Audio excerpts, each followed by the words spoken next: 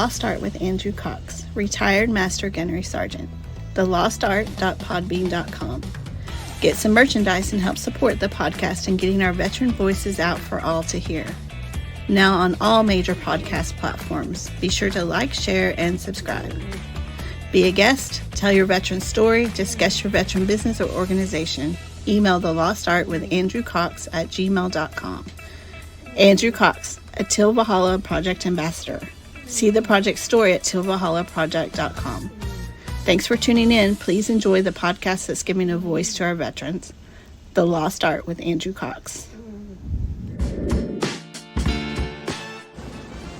Today's episode is brought to you by TrumpShirt.com. TrumpShirt.com is a veteran-owned business where 100% of the proceeds goes to disabled veterans and veteran organizations. Support your veterans by purchasing a shirt at TrumpShirt.com. Use the promo code TLA and get free shipping. That's TrumpShirt.com, promo code TLA. Hello, my friends, and welcome back to the Lost Art Podcast, that podcast giving a voice to our veterans. I'm your host, Andrew Cox, and today we'll be having a My Veteran Story. But before we get into the episode, are you enjoying the podcast? Then go to the Lost Art website. That's thelostart.podbean.com. Go check us out and see what we got going on there. There is a merchandise tab. Click on that merchandise tab. Go check out all the merchandise.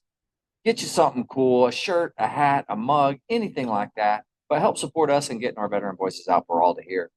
I also want to give a big shout out to the Till Valhalla Project for allowing me to be an ambassador for your incredible organization. That's the tillvalhallaproject.com. Go to their website, see if there's anything you can do to help them in honoring those that have gone before us and have sacrificed so much. With that, thanks for tuning in. Hope you enjoy the show. Ready? All right, here we are back at the VFW here in Pilot Knob Post 8925 here in Austin, Texas. I got another Army veteran here. We got Bryan Arsenault. It took me a while to figure that one out. Bryan Arsenault here, and he's going to talk to us about his veteran story. So I'm excited to hear it. He was trying to be shy, didn't want to come on, but we convinced him, basically drug him up here and made him do it. Yeah. All right, Bryan. Hey, welcome. How you doing? I'm good, actually. Doing a lot better. Just got back from actually clearing from the Army, so I'm fresh out. You just got out. 4 days today. 4 days. Yeah. Oh, my word. That's wild. Yeah. Okay. All right. Yeah, so kind of just feeling good, relaxing, enjoying freedom. Yeah. I see you started your freedom beard. Yeah. That's very nice. A couple chances to grow it out. And, okay. So we're going to see where it goes. Yeah. You got to have a freedom beard at least one time. It is a requirement. I don't think it's written anywhere, but it is a requirement. Should be. Yeah, it should be. Yeah. You're right. I agree. All right. Well, let's go back then. Just got out, but let's go back to the beginning. Where did you grow up? And then how did you get into the Army? So I've been Florida, born and raised. Okay. Whole life. A lot of family, though, from up north, New York, Massachusetts. But I myself been in Florida, just all over Central Florida. I've been in Largo, Port Richey, Newport Richey, Orlando, Deltona, Daytona. Wow. All over. Okay. I don't even know how many times. I think like 8 times I've moved. In 19 years I lived there. Wow. So Florida, born and raised. Since I was little, I did want to join the military. It wasn't always Army. For a while it was Air Force. I wanted to fly planes. Cool shit. And then it was Marines. After that, I wanted to be a Marine, go do cool things. And then for a while it was Army. And then I think for about 2 years after high school, it kind of faded. It was in the back of my mind, but it wasn't really a thought. It was something that I could have done, and honestly, I should have done earlier. But I didn't really have the drive I had when I was little, sort of pushing me for it. And eventually, it was 2020. Okay. 2020. One of my buddies, my best friend for basically all my life since kindergarten. Yeah. He actually joined the Army. He's up in Drum right now. Well, actually, he just moved to Hawaii, so now he's over there. So he re-enlisted. Yeah, He got the bug. He said, Yeah. "I'm going to stick it out." He went Ranger school, did all the cool stuff, Yeah. So it's Hardcore. yeah, Yeah. so to speak. Yeah. But no, so he came down to Florida to visit family for over Christmas. And I actually got to talking with him, talking about where I was at in life. I was doing college at the time. It wasn't full time, it was part-time college. I was going to go do computer engineering. Right. Yeah. So I just was stuck, I was stuck. I was working at FedEx for about a year, doing college on part-time, but I felt stuck. Right. And so when he came in and sort of talked to me about what he was doing, I was like, wow, that sounds cool. That's what I want to do. I like it. I can't believe I lost this part of me that was so interested. And, Yeah. And that month I went to a recruiter and talked to a recruiter, did all the paperwork, got everything down. Within a month I was shipping out. Oh, wow. Yeah, it was really fast, faster than probably I expected or wanted, but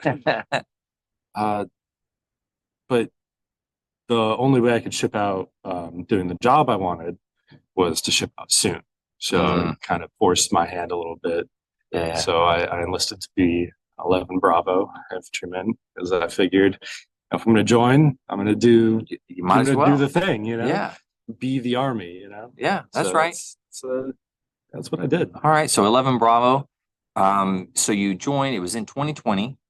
About what month? 2021 is when I finally swore in. So it was Okay. February 2021, the 23rd of February. Gotcha. Okay. All right. So you go to, where did you go for training? I went to Georgia. Georgia. Yeah, Fort Benning. Fort Benning. Oh, good old yeah. Fort Benning. Fort Benning. Gotta love it. All right. So Fort Benning for boot camp. And how was that for you at boot camp? Was it what you expected? It was everything I thought it would be. It sucked. It was a lot of hard work, a lot of mental, a lot of mental stress, a lot of physical stress, Yeah. But it was good. It was, like I said, it was exactly what I wanted. I wanted to be in the suck. I wanted to be in the field in the rain, fucking sleeping in a puddle, that's what I wanted. Yeah, it's what what I wanted. It's what all little boys, when you're growing up, you play Army and that's, that's what you imagine. Yeah. It was, there's a lot of times where it was not what I expected, but I feel like whenever we went to the field, I was always in my element. That's where I like to be. I like to be, like I said, in the dirt. But my cycle was the 22-week OSIT cycle, so it was longer than the 14-week usual cycle, which I think they actually just went back to the 14-week cycle. So what was the reason that your cycle was longer? It was sort of, they said it was a transition from the terrorist threat that we faced to a more they called it professional military threat. So they wanted to get longer training, more focused training on focusing on an actual fighting force. So like Army versus Army, we weren't really fighting as heavily terrorist cells, things like that. So it was sort of a transition. But so your boot camp, it was boot camp and your school for infantry. Yeah. It was all one encompassing thing. You didn't get a break in between. One station unit training. OSINTs. All right. Yeah. All, that was kind of like a theme, everyone was like, oh yeah, first 10 weeks, that's going to suck the worst. That's basic training. Yeah. And then after that, it was like, this just sucks, period.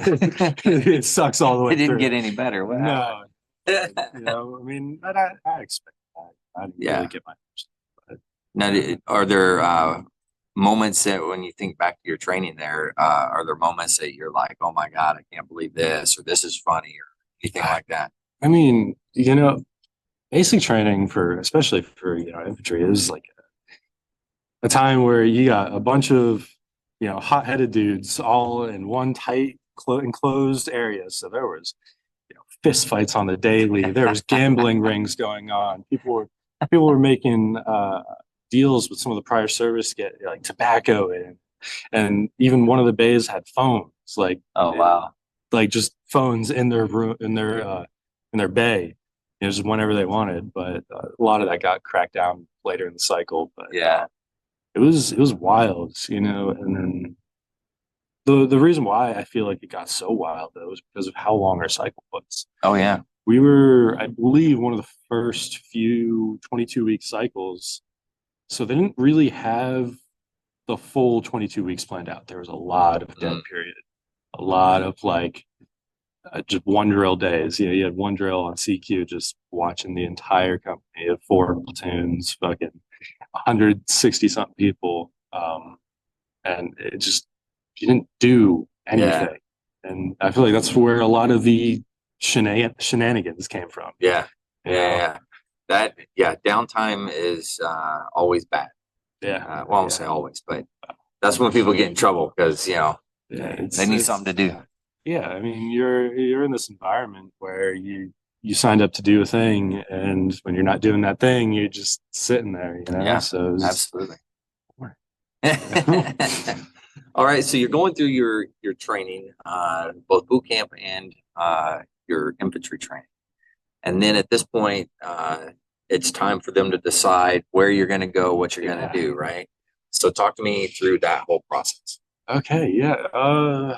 See, I think I found out maybe 6 weeks, 4 to 6 weeks before the end of training is when I found out where I was going. Okay. I was actually one of the later people to find out too. So they kind of, I think it was one off day. They just kind of sat everyone down around the bay, you know, toe the line style. Yeah. And they just sort of listed off duty stations where people were going. And I was one of, I think, like one of 3 people in my platoon that wasn't told anything. So I was Oh wow. a little bit concerned. Yeah. It's like, where am I going? You know, what am I doing? You know, it's a top secret thing. But about a week later is when we had one drill pull the 3 of us aside. He kind of sat us down. He's like, look, he just got very, very serious. He was like, you signed up to do a thing. You signed up to be infantry. You guys are going to the old guard, right? That is not what you signed up for. It's not what you volunteered for. It's going to suck. You're going to hate it. But this is where you're going, you know. And they actually were kind enough to kind of give us contacts at the old guard. They had another buddy there, I guess, who's currently there, and gave us their contact. And you know, nothing ever came of it because I don't think I don't know why nothing ever came of it, but you know, it was just kind of really getting contact with that person. Okay. But that's, you know, I was told I'd be going to the old guard. I'm like, okay, what the fuck is that? What is the old guard? You know, the only thing I knew of the Army was from movies and stuff like that. I didn't have Army family or anything like that, so I didn't know, you know, Arlington. I didn't know, you know, Tomb of the Unknown Soldier. I didn't know any of that. Right. So when I heard the old guard, I was like, okay, what is this? What is this about? Yeah. And I didn't actually find out until 2 weeks later, where we got I think it was like an hour with our phones, and I literally just Googled what the old guard was for like an hour straight, and I was so depressed. Yeah, it was terrible because, you know, you sign up to do something. You sign up to. I wanted to go be an infantryman. Yeah, I wanted to go kick down doors, shoot people in the face. You know, do the cool shit. Yeah, you know, that's on the commercials. You know, right. And then I found out that I was going to be doing funerals, ceremonies, and all those things. And there's a positive to it. It's respectful. A lot of these things that you do, they're for people. They're for fallen soldiers. Right. There's a bit of respect, to it, but it's not always like that. And that I found out a little bit later, is that it's not always like that at all. There's so much more to the old guard that a lot of people just don't realize. When you hear the old guard, you think, oh, the tomb of the unknown soldier. That's all it is. Yeah, it's not. It's far from it. Yeah, so there's an entire it's a battalion, right? Or is it a company? 2 battalions, actually. 2 battalions. Okay. Yeah, I believe so. So in the 2 battalions, though, because you talked about funerals, you talked about the tomb of the unknown soldier. Now, like, what are all the other aspects that you guys do?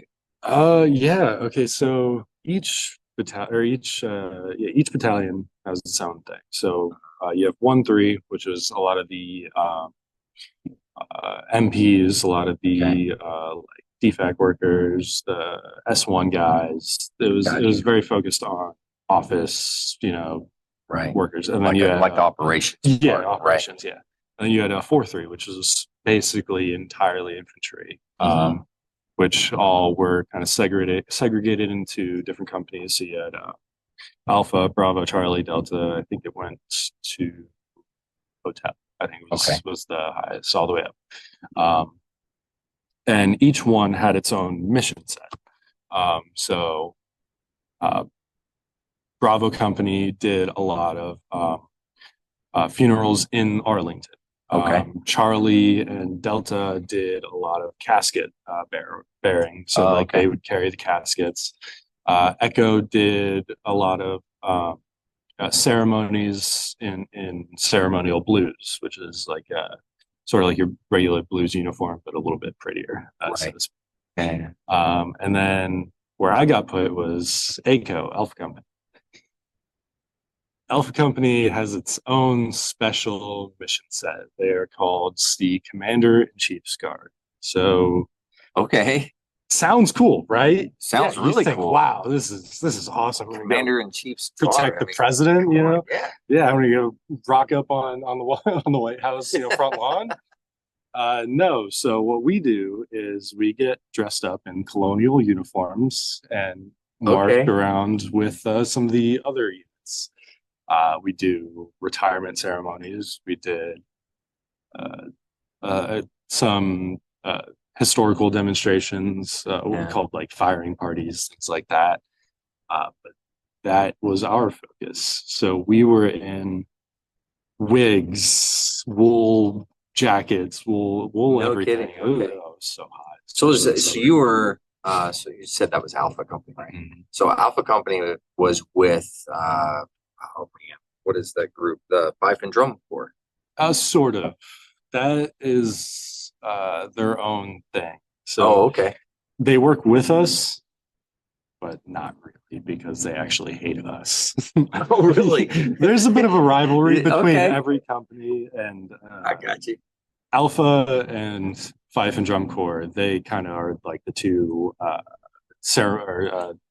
colonial uniform parties. So they kind of butt heads a bit, oh no, this is the way you're supposed to do it. This is the way you're supposed to do it. But they all are musicians, all that stuff. So they focus on that.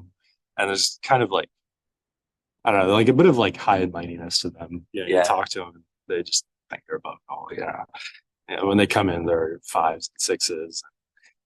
Oh, is it? I didn't realize that it was a special band. Yeah, it's sort of like Pershing Zone, like the Army band, which is actually on our base as well. And so when they come in, they get 5-6 status, and then they play music for the rest of their career. I mean, it's a trade-off though, because they usually sign longer contracts, things like that. They're a lot more stuck, basically. They'll be stuck at a rank for an incredibly long time. Like they're a 6, they're going to be a 6 for like 15 years or something. It's always funny though, because you see a specialist, next to six. Six has like two ribbons on their uniform, Yeah. and the specialist is like 12. Yeah, It's like, okay, something doesn't look right. What's going on here? Yeah, well, yeah, I mean, everybody has their own mission. Yeah. So it all works out eventually, But yeah, I imagine incredible musicians. Yeah, I mean, if you I like met it. really high pitched, screechy music, Oh yeah, well the pipes, yeah. it's so bad. Yeah.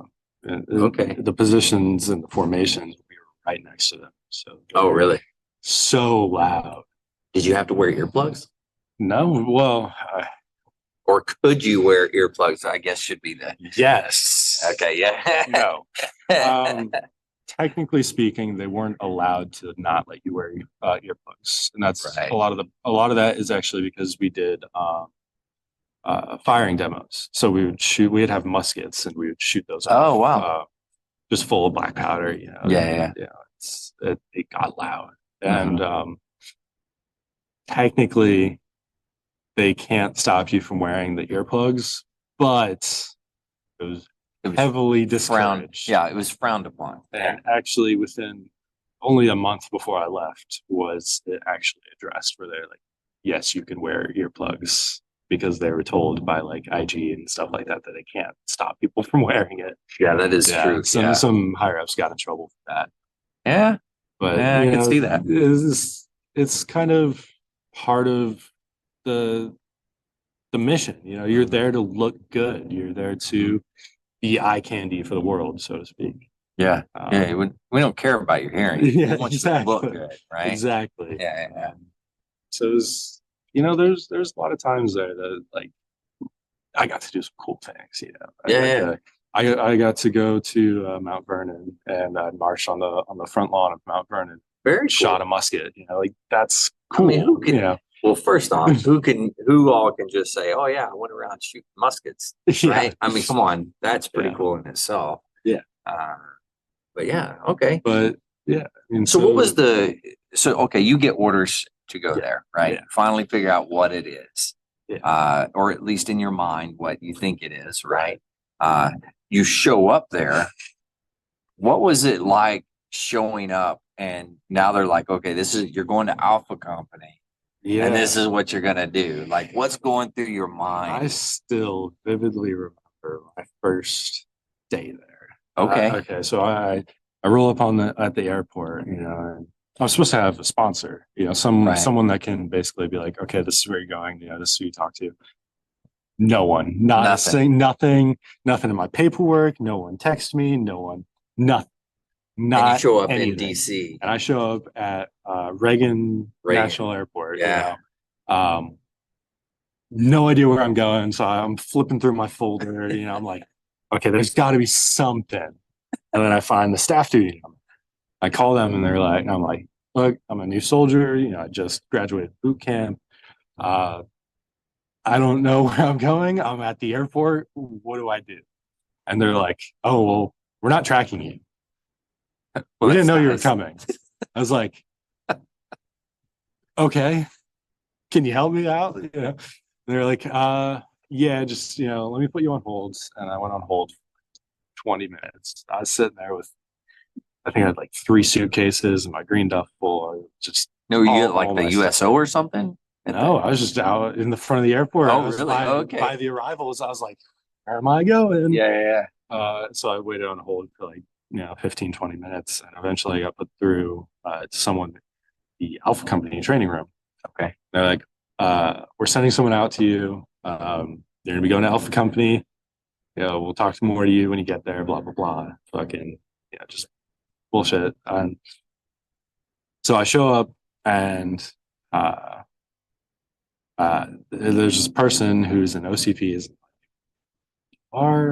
I couldn't really see the rank because I'm looking through the window of his car. Yeah. And I hop in the car, and he's like, all right. He's just introduced himself, like, go to Alpha Company, like, what do you like? Have you been here? Have you been to DC? What do you like? Just asking about me. We just kind of talked back and forth, and nothing really got brought up about what I was supposed to be doing. Right. Yeah. For like a week.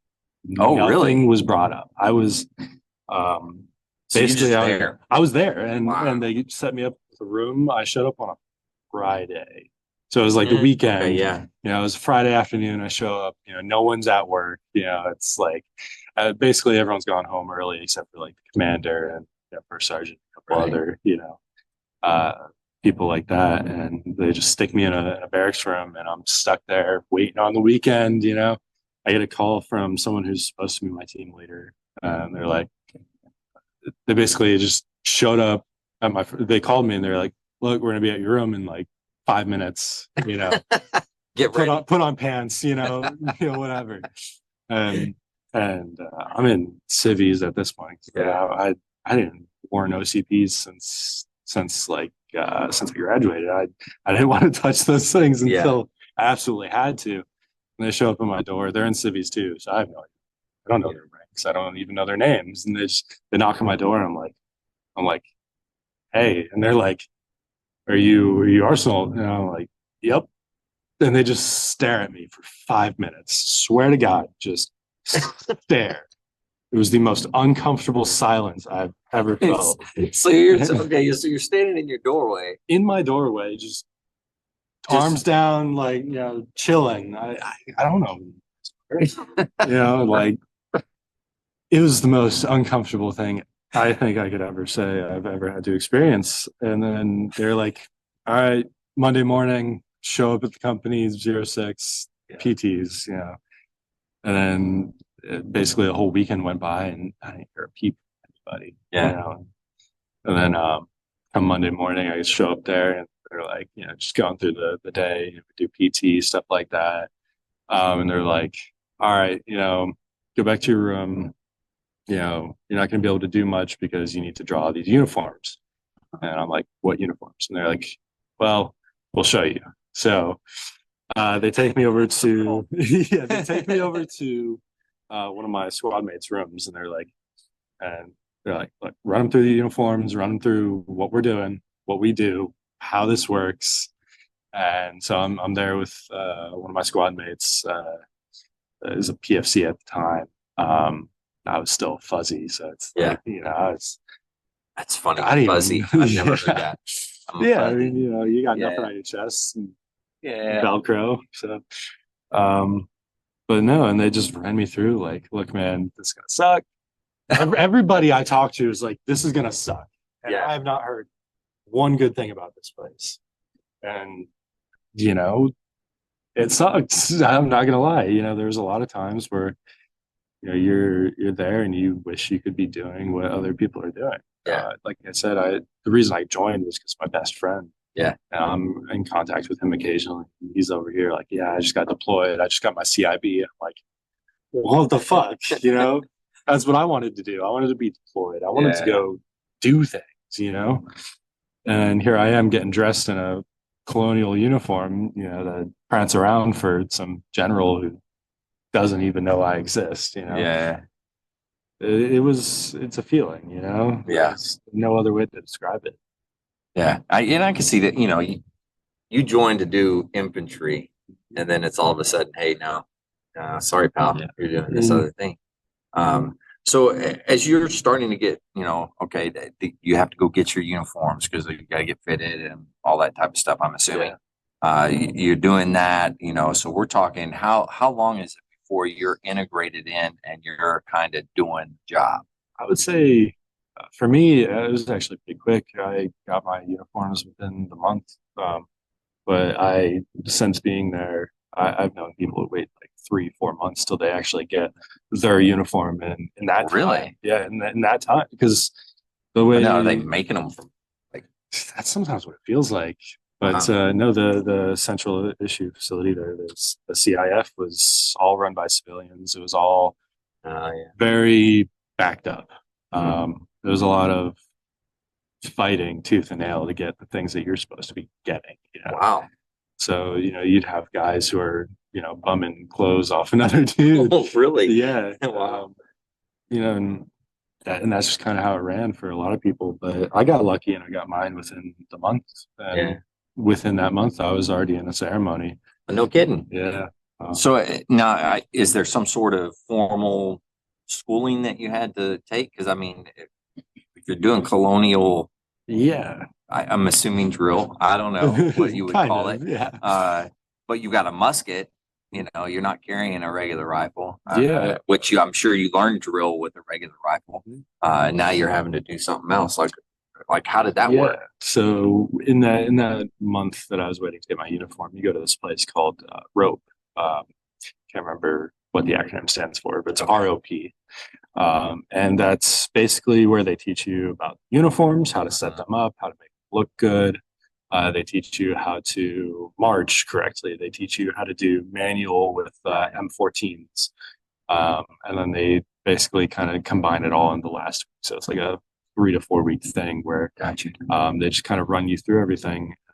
You test out through each week. There's a stand. So you have to get your uniform and you stand out in the fields for various times. So your first week is like 30 minutes. Second week is an hour stand. And then Wait, when you say stand, I mean, you're standing at the position of attention for you literally just stand there. standing. Yes. If you're a veteran and you're struggling, you need some help, don't forget that the VA does have some incredible resources. You can always dial 988, press option 1. You can also text 838-255, or you can go to veteranscrisisline.net, click on that chat icon. Any of those options are going to be able to put you in contact with somebody that can help you out. But remember, one veteran life loss is one too many. I care about you.